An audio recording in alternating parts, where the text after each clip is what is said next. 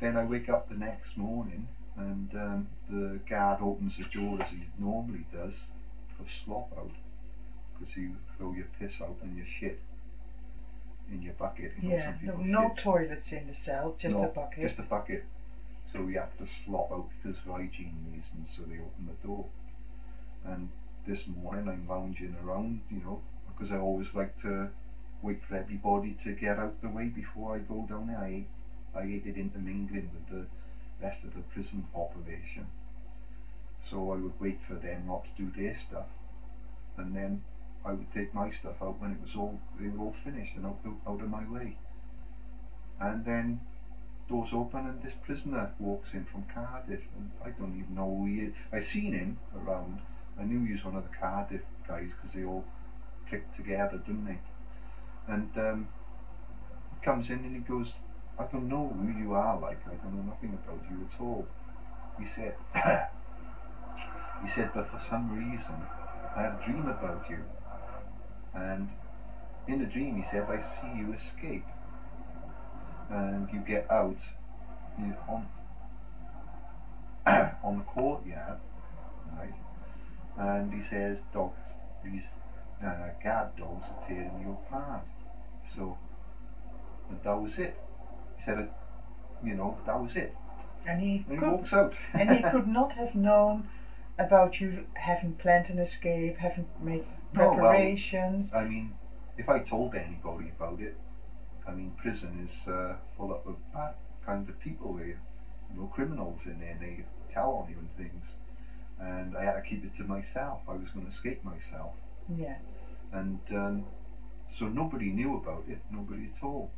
And when I would bang the wall, for instance, I wondered if, well, one of the thoughts that come to my mind, perhaps he heard me banging the wall with the bed, and maybe they figured something out like that. But he was working in they had this area where they worked. They were making prison jeans, and clothes, prison clothes, and he worked like the rest of the Cardiff guys in the sewing area. They used sewing machines and they were making clothes. And the time I was escaping and making the noise, they were all out on the job working. They all had their different jobs. Yeah. So after he came and told you about his dream, you took that as a sign?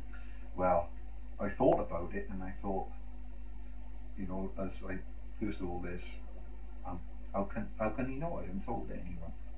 And then I think, well, maybe he knows because he couldn't know because there's nobody to hear it. So you reasoned it out? Yeah, so I thought then it can only be that I'm going to get caught, somebody up there sent a message through his dream. Yes. And I'd had experience of things like that when I was younger. And when I was in the army, one or two strange things happened when I got moments of trouble and unrest. Messages would come in. I remember hearing a voice once warning me about something and settling me. So I took it as a message. So he had a premonition dream. Yeah. About you being caught. So did you call off your escape attempt? Yeah. I stopped at that point, and I thought, wow, what can I do? I'm going to escape somehow, and this is obviously not going to work. You being caught for a criminal act and you had to go to prison, and while you were in prison you discovered that you're claustrophobic and full of hate towards the people in this world. So you came up with an idea to escape, and now you're at the point that you couldn't escape through the wall, as you had seen in a McFigure movie. Escape because of somebody telling that the wall, as you had seen in a McFigure movie. Because of somebody telling that you continue from there on, because of the premonition dream. How did you continue from there on? You knew you couldn't escape physically at that moment. They gave me the shit, really. So what did you do? The guy walking in the cell just like that, nobody knew that I was escaping. Nobody. I never even told anybody. and because sometimes you'd have an hour on the yard with other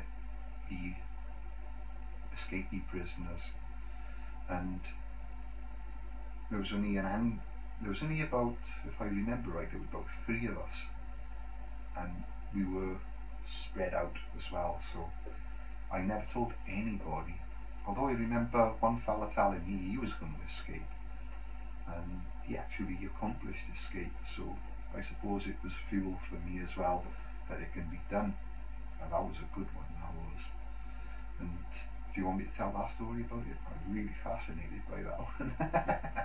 But no, nobody knew about it and put the shits at me really, and so I'm like walking up and down and pacing up and down, thinking all the time, and I can't, I haven't got nothing to focus on anymore, and this claustrophobic feel comes back, and I'm thinking I've got to escape. I can't stay here. I'm gonna kill myself. I'm gonna commit suicide. I'm not gonna stay here. This was my attitude. They're not gonna keep me in here. Very stubborn, very strong, very determined. And I'm walking up and down in a figure of 8, if you consider from sunrise to sunset, so there's lots of thinking going on, lots and lots of thinking. And everything comes up, everything's stirred up, everything that you've thought, everything that people have said, and it's all coming back, and it's kind of a paranoia mind. And then suddenly, this one thing, memory of the Midlands, sat in the back of the number 74 bus, and then this article that was written in there, and this picture came back, and it was end suffering through meditation, and I remembered exactly, because probably the picture was like a child is only fascinated by the pictures. Well, that was the kind of mentality I had with education.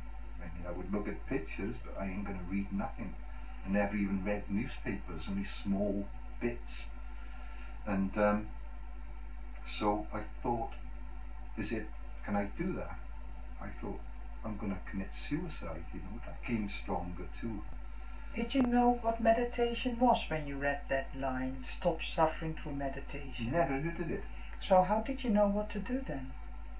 Just that article. Was it stop suffering by end suffering? Oh yeah, it was end suffering by ending your mind.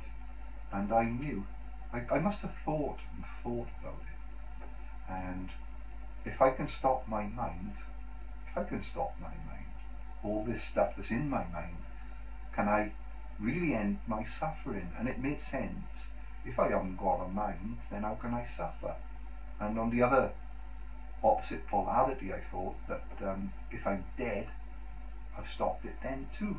So can I die in my mind rather than die in my body and mind?